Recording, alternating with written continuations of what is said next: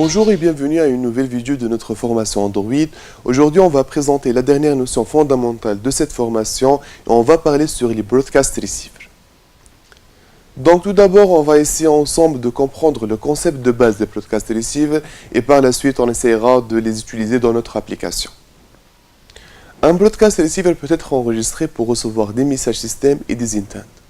Un broadcast receiver sera notifié par le système Android si une situation particulière survient. Par exemple, un broadcast receiver peut être appelé une fois que le système Android a fini son démarrage ou lorsqu'il y a un appel téléphonique qui a été reçu. D'ailleurs, c'est l'exemple de notre fameuse application Truecaller qui vous affiche le nom de celui qui appelle ou celui que vous appelez. Cette action est impossible sans les broadcast receivers parce qu'en fait, il s'agit du seul moyen pour intercepter les actions et les intents système.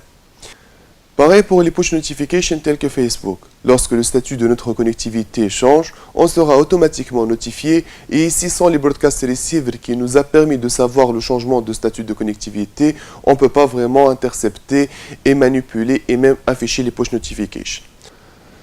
Le principe, il est vraiment simple. Lorsqu'il y a un changement au niveau d'un composant système, Android diffuse un intent pour toutes les applications. Et si une application possède un receiver de cet intent, donc elle va le recevoir et faire une action spécifique, comme il est indiqué dans la figure suivante. Il existe donc plusieurs intent systems qui peuvent être interceptés par des broadcast receivers. On peut citer par exemple android.intent.actionBattery.changed. Donc c'est une intent qui nous donne le niveau et l'état de charge ainsi d'autres informations sur la batterie. On a aussi battery low donc qui indique que l'état de la batterie est faible. Donc on a aussi boot complete donc qui signifie ou qui sera diffusé une fois le système a terminé le démarrage. Il peut être utilisé pour effectuer une initialisation spécifique aux applications, comme l'initialisation d'alarme. On a aussi .action.dateChanged qui indique que la date a été changée. Bien sûr, il existe plusieurs d'autres intents prédéfinis, comme on peut avoir aussi notre intent personnalisé. En fait, les broadcast receivers ne se limitent pas aux intents système, ils peuvent être déclenchés suite à des intents utilisateurs, donc nos propres intents personnalisés. Voici quelques généralités sur les broadcast receivers. Donc, premièrement, créer un broadcast receiver.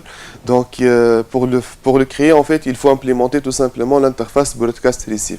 Cette interface ne possède qu'une seule méthode abstraite intitulée onReceive, que notre classe, évidemment, devra l'implémenter. Un broadcast receiver vit que le temps de traitement de la méthode onReceive. L'instance peut être supprimée par le garbage collector, donc si c'est nécessaire. Il faut savoir aussi que les receivers sont limités en termes de traitement. Par exemple, ils ne peuvent pas ouvrir une boîte de dialogue.